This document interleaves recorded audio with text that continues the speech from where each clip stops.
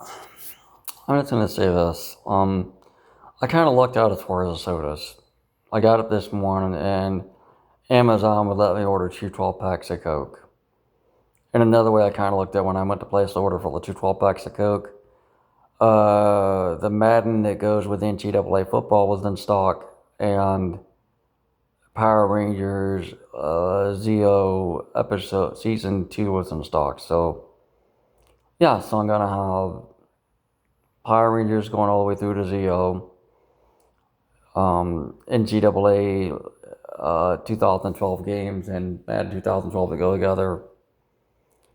And I'm gonna have like the Namco Pac-Man collection, and then like the championship bundles for like the Xbox One for Namco. And I'm going to have Rayman Origins, and I'm gonna have Rolling Stones greatest hits and the Bee Gees greatest hits. And not to mention, like I said, a box of chips, a box of peanut butter, not peanut butter, but a box of sweet cookies, and a box of apple breakfast bars.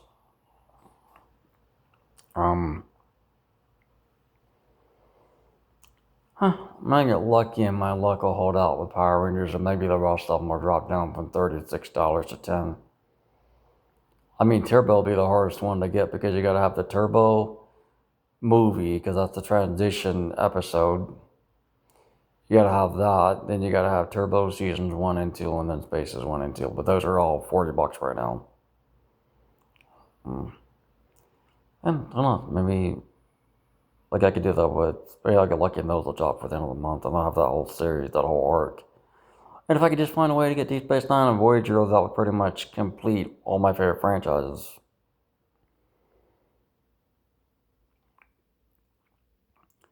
And just for reference, if anybody thought that if I had a crush on a favorite female ranger, like the lady that played the Yellow Ranger in the space and Power Rangers in Space, I always thought she was cute. Um,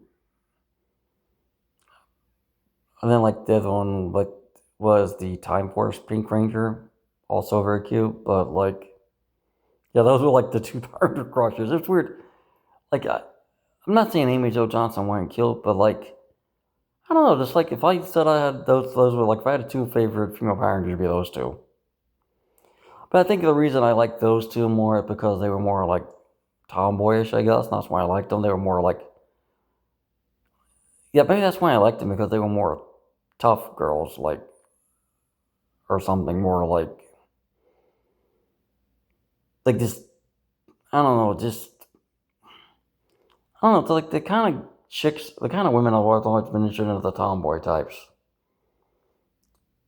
I don't know why. It's like that's just the kind I've always been interested. I've always found attractive.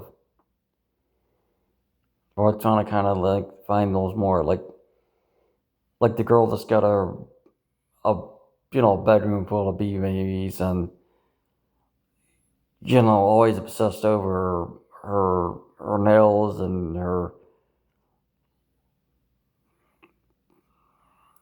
you know and her fancy haircut. And I'm like, I just want a girl that has like like I said, petite, short hair or middling, short, just like hair down to like like the bobbed off type style hair length.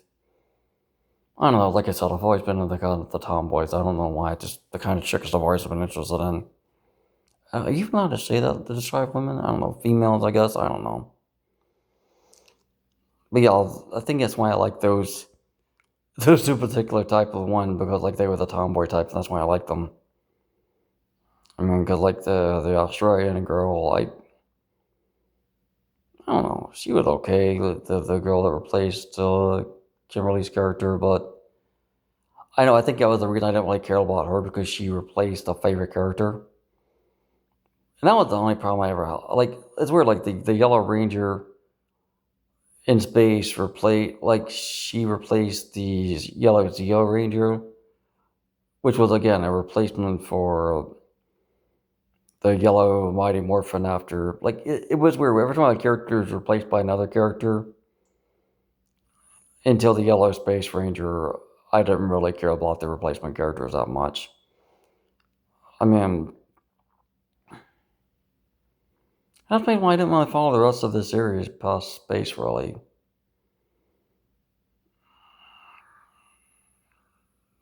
I mean,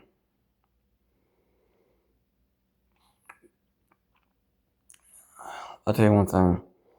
It's hard to watch Power Rangers Mighty Morphin knowing how recent it's been since Austin St. John passed away. Not Austin St. John, Jason David Frank passed away. I don't know why I said Austin St. John, I guess, because I was thinking he was originally the star character of Austin St. John, but then they brought in Jason David Frank. I just have one question for people that get in that mindset. The people I've seen do it that have a lot to live for, like off themselves, it's just staggering to me. Like, how do you off yourselves when you have a wife, you have kids, you have money,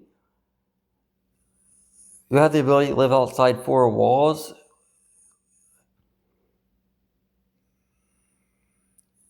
And yet here I am struggling with all these health problems and being stuck inside four walls. And yet I keep going. I've had cancer. I've got all these other health problems. I'm always miserable. I'm always unhappy because I'm always sick. I'm always in pain. I just don't get how Chester Benningfield, or Bedingfield, how you pronounce his last name, or Jason A. Frank, had so much more things to live for, and they chose to off themselves. I just don't understand. How can you have a wife, children in your life, and a set of car keys to where you're not trapped in a depressing box all the time? Like, the fact that if those guys really needed mental stimulant, they could have picked up their car keys and drove down to the local McDonald's or I don't know, went to the gym. I don't know, just, they weren't trapped in a box. I'm trapped in a box. And the only people that even listen to me are the 9 to 8 people for 10 minutes, or so 20 minutes, or the nurse line for 8 minutes. No one else really gives me the time of day. And yet I keep going. And all I do is stay angry and pissed off at the world because I don't have any options to get out of this box. The only mental stimulant I have are the stuff I have brought to me. You know, all those over there, that's my mental stimulant. That's all I have. I don't have, the ability to just go to a movie theater. Or, like right now, because my leg is so screwed up, I can't even walk to Publix to get a bag of chips because I can't, do anything without this right now. Even getting around the apartment. Like, I'm getting around the apartment in the chair because my legs hurt so bad I can't even stand and cook. I just don't understand that. If somebody could have the ability to have all these things to fight their depression, and all I've got is old TV shows, old video games, and a handful of old CDs. I don't have any real human interaction that's meaningful. And yet I keep going somehow. I'm not saying I'm just, like I said, I'm just questioning it. Like, how could you have so much to live for?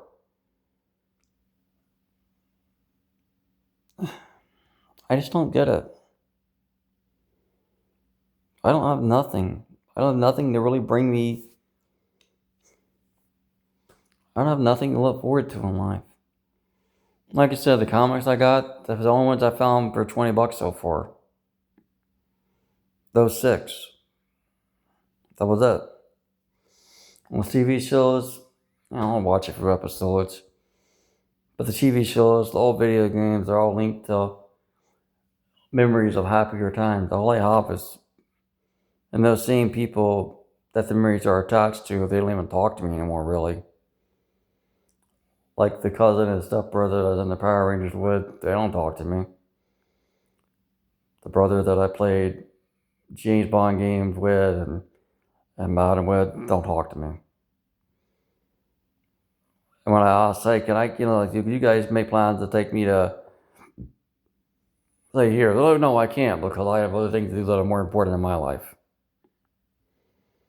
Like I said, 20 minutes at 9-8, 10 minutes at the Med City, 8 minutes at the Med City nurse line, then that call is gone.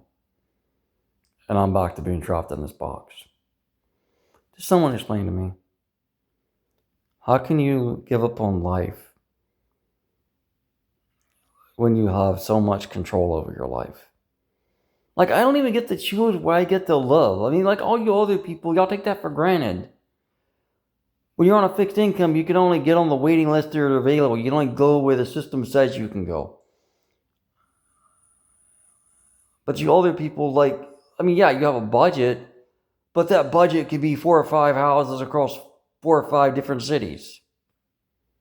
Or something. I don't know. I don't know how it works. I just know that a lot more people have a lot more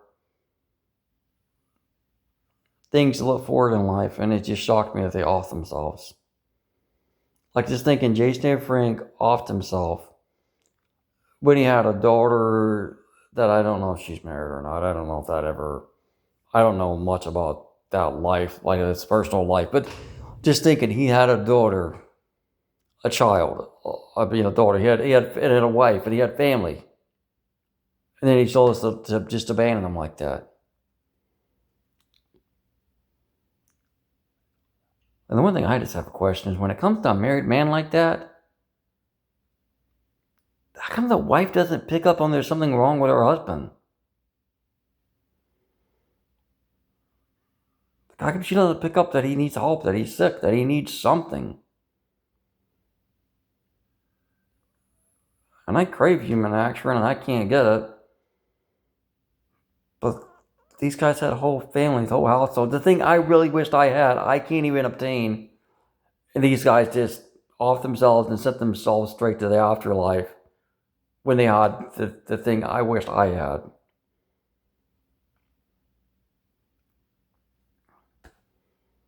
I just don't understand. I mean, to me, a man that has a wife has a lot more than I do. I mean, yeah, I got these plastic pals, like CD crap. I mean, but is it anybody to make memories with? I have no memories. Like, I really don't. A few conversations here or there on Xbox Live back when that was a thing. I don't have any real memories. Like, I can't remember the last time I had something to look forward to. All I know is I asked to be taken somewhere besides Walmart, but that's all I get. All I get is a trip to Walmart. I don't get a trip to the mall. I don't get a trip to the movie theater. I don't get anything. The only experiences I get are the ones that are brought to me by the mailman.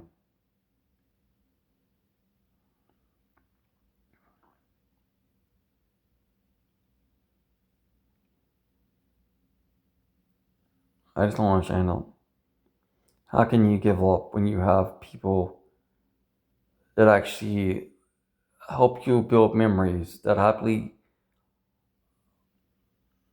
are there for you when everybody in my life shuns me because they're busy dealing with their own wife and kids things, or just like enjoying their life, riding their Harley, and they can't take you to the store because they're riding their Harley.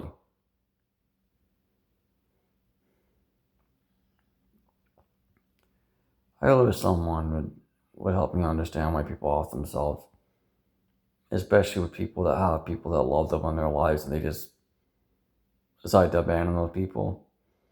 Like, to me, the people in my life, I'm a burden. I'm just in their way.